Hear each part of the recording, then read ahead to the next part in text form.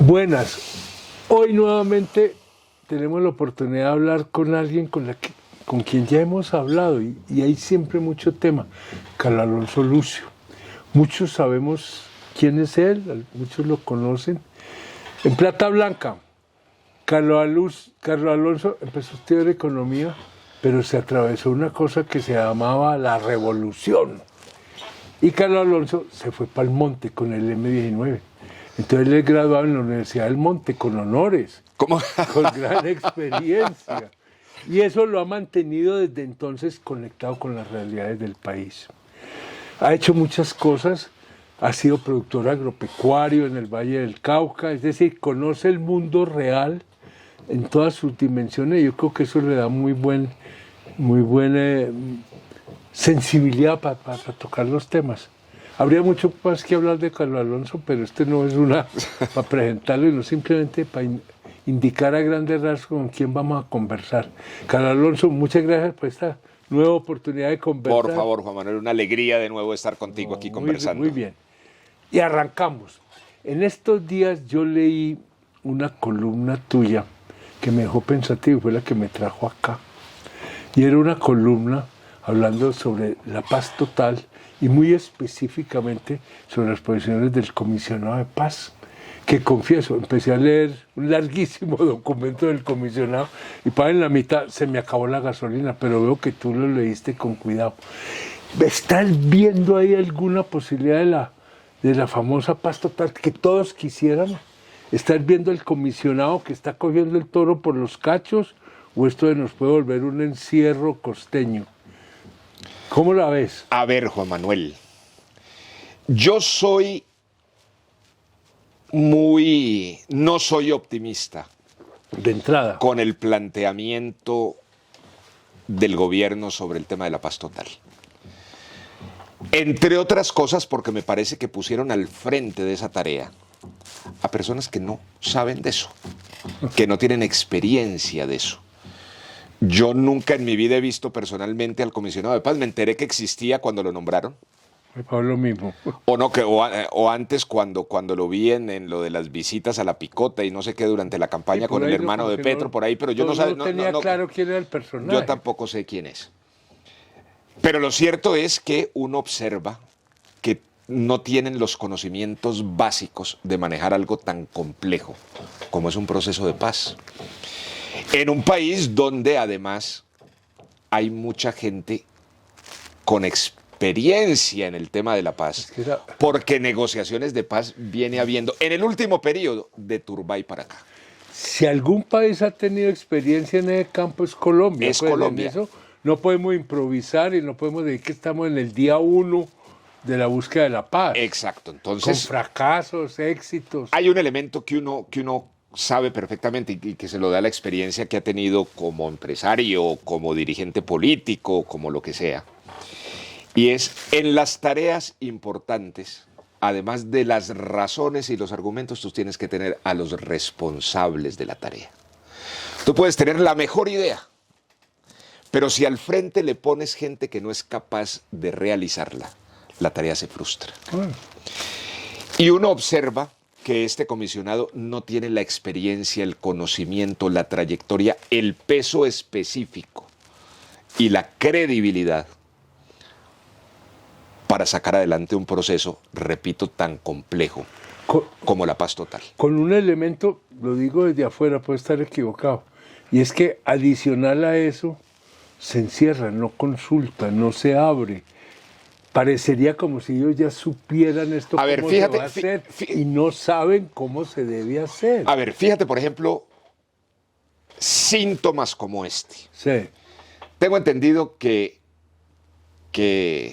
este comisionado se sienta en su pupitre de la Consejería para la Paz, o yo no sé, en fin, de su oficina, y lo primero que hace es sacar a más de 50 o 60 o 70 personas que venían siendo la experiencia y la acumulación de experiencia, la memoria institucional de esa consejería que, si no estoy mal, comenzó con Carlos Sosa en el gobierno de Barco. O sea que allí hay décadas Sí, de porque acumulación de experiencia, Con etcétera. Betancur creo que todavía muy elemental la cosa. Sí, había eran unos Diga- negociadores, pero esto ya es institucional. Ya había, Pero entonces quemó el archivo. la primera comisión de paz la crea Turbay Turbay con Carlos Lleras. con Carlos Lleras, es decir, pone al frente de la tarea a un expresidente. Después vienen una serie de experiencias de comisiones de paz que hace Betancur y pone al frente a Otto Morales a Benítez. Otto Morales Benítez, mira la jerarquía del ejercicio, y pone a John Agudelo Ríos, John un Agudelo, exministro, no un tipo de No primera, no eran unos ¿no advenedizos. es cierto? Un tipo de primera. Y después viene la experiencia de Barco, donde ya se crea esa No, ya oficina se y viene siendo un estructura ejercicio, plenamente. exacto, se estructura. Tengo entendido que este señor llega y saca a la gente. Pero además hay una paradoja enorme, y es, saca la memoria institucional los funcionarios que venían acumulando Claro. una experiencia y al mismo tiempo abre el mayor número de mesas de negociación que algún comisionado de paz ha tenido en la Y historia. todas al tiempo. Simultáneas. Entonces maneja la del ELN, pero maneja la del Clan del Golfo y maneja los de más allá y maneja los de los pitufos y los de no sé qué más cosas. Se volvió un sancocho. Y dice uno, ¿con qué equipo está manejando la filigrana? Además, con unas organizaciones que no solamente son tan diversas y tan complejas, sino tan federativas y tan divididas en su interior. O sea que uno podría decir que este señor comete el primer error de quedarse sin funcionarios de experiencia, quedarse prácticamente solo para manejar el número de tableros de ajedrez más grande o más múltiple que ha manejado cualquier comisionado. De entrada tú dices, mire, allí hay una inexperiencia y una irresponsabilidad en el manejo del tema preocupante, pero bueno, vamos hacia adelante. La paz total, no discutamos, digamos, la búsqueda de la paz. No, pues, Eso sí lo queremos todos los colombianos. Creo que volver a dividir esto entre los que quieren la paz y los que no quieren la paz es un ejercicio que le hizo mucho daño a la paz. No se puede dividir de nuevo a la sociedad entre los que supuestamente quieren la paz y los que no la quieren. Eso es un ejercicio punto superado históricamente. importante a tener en cuenta. Todos los colombianos queremos la paz y desde hace décadas. Históricamente la Sí, no, queremos. no apareció ahora después de El la tema es cómo elección. se hace. Que no vayan a resultar los experimentos de los remedios peores que las enfermedades. Y no hay Esa para es una- abordar esto con ingenuidad. No, Sí, es que no basta con decir el país quiere la paz.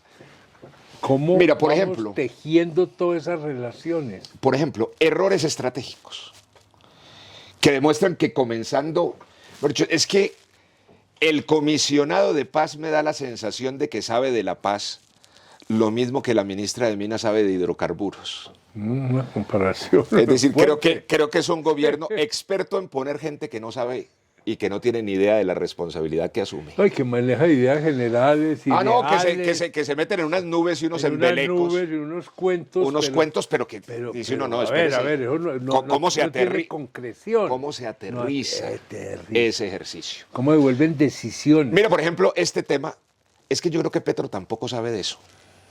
Ahí sí. De hecho, en la experiencia nuestra de la paz del M-19, Petro no estuvo ni cerca de eso que hicimos. ¿No es cierto? Eso, él no conoce de procesos de paz. Si él tuviera una idea de los procesos de paz, no comienza por enviar a su propio hermano y a este muchacho que después pone de comisionado de paz a iniciar los primeros contactos en una cárcel mientras es candidato presidencial. Sí. Porque al final, estratégicamente, ¿qué terminó ocurriendo?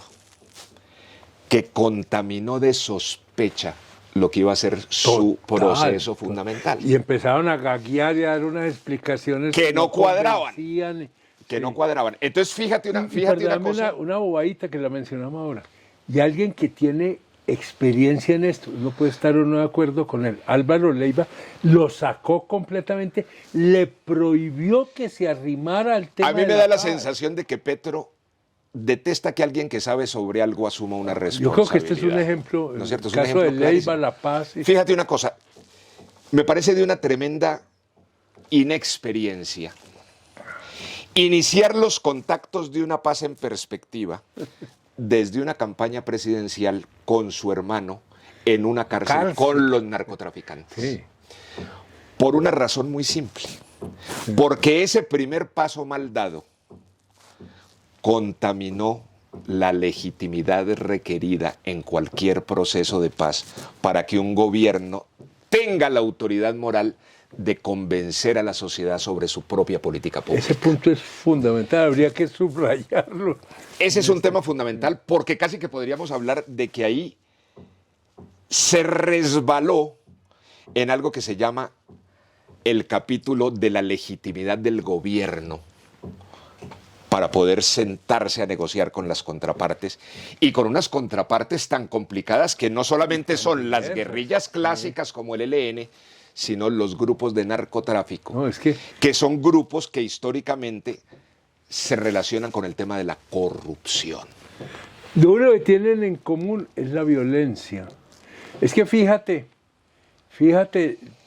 vos conocés más, pero uno ve en el ELN ya como unas reservas muy grandes con respecto a la manera como el gobierno está abordando este tema, porque en el fondo ellos dicen, a nosotros, ¿por qué nos van a equiparar con unos criminales? Es que fíjate, Juan Manuel, que el que primero salió a decir no sobre ese tema, fue Antonio García, el jefe del ELN, que dijo que no estaban de acuerdo con que los metieran en el mismo talego. Exacto. Del narcotráfico y de las otras organizaciones, porque su condición y su historia son distintas y su motivación de lo del tema del narcotráfico. A mí me parece que ese es un tercer error estratégico. Y se lo puso claro. Que les vuelve, decir, hay un tercer error, hablando del tema de la paz, de la formulación de la paz total, que fue haber metido bajo la misma sombrilla el tema del narcotráfico y el tema de la negociación con el ELN y con el origen, digamos, de las guerrillas clásicas del país. Narcotráfico, minería clandestina, contrabando. Claro, que además eso era violando de alguna manera el precepto clásico de la discusión del delito político versus el delito común. Y ahí...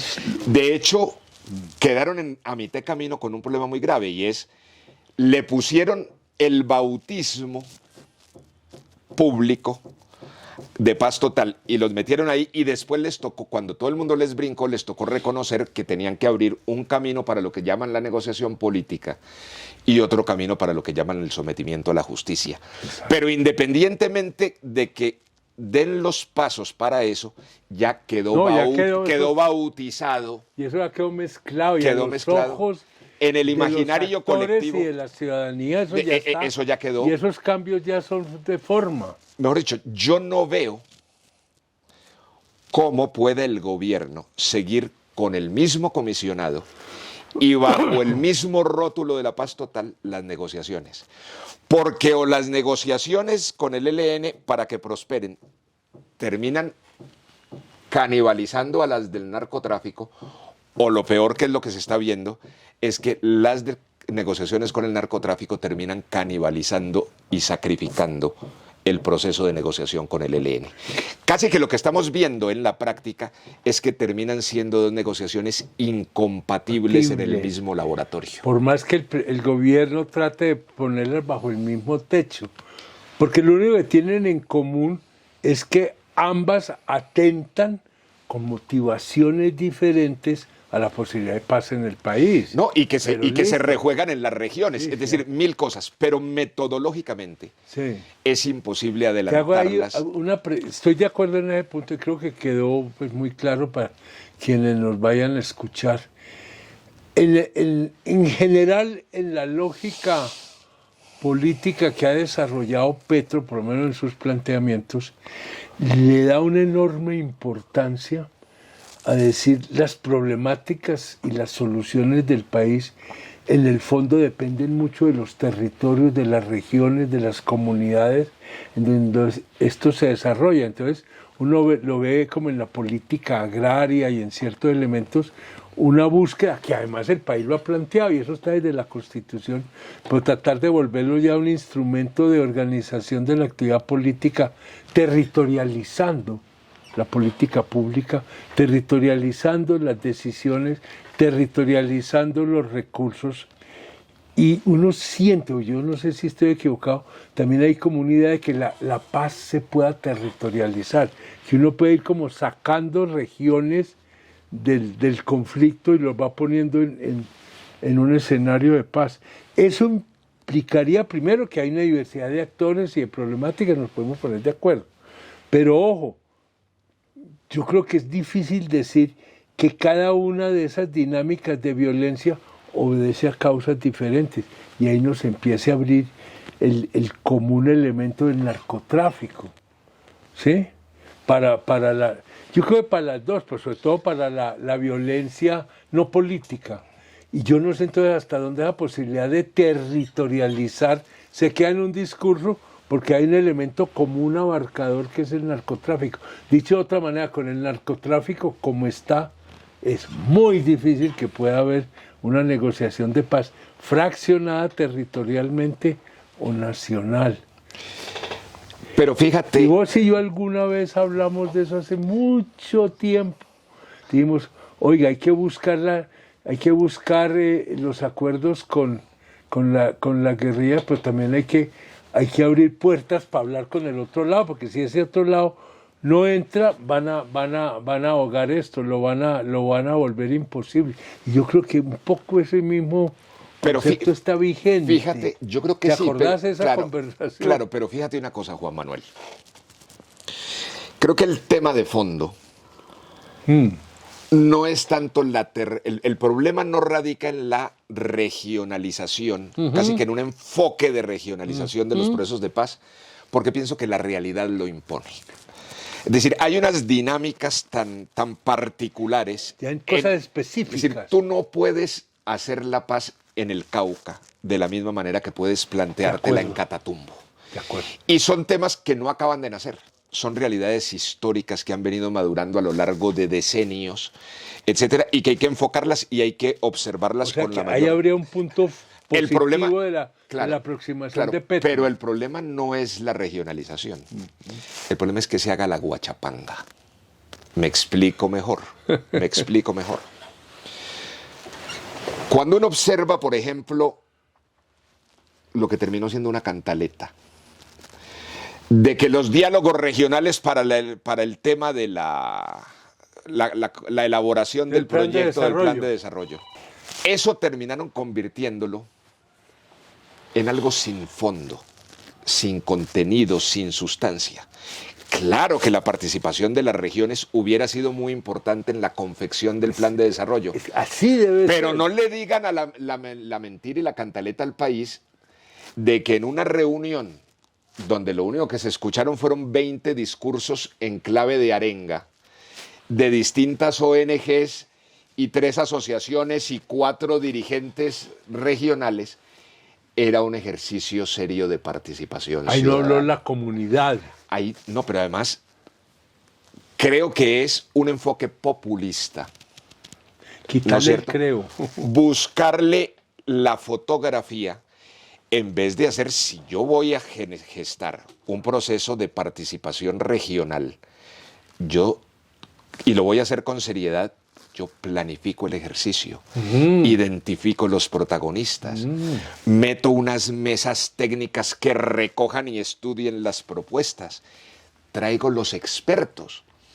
Porque fíjate, por ejemplo, cuando hicieron la mesa campesina, y entonces la mesa campesina, fueron 3 o 4 discursos de las asociaciones campesinas por la toma de tierras. Eran más arengas políticas y resulta que la planeación no se trata de hacer arengas, sino de formular caminos, de decir vamos a hacer transformaciones. No es la arenga. ¿Dónde están los técnicos? ¿Dónde están los profesionales del asunto? ¿Dónde están para poder hacer algo serio?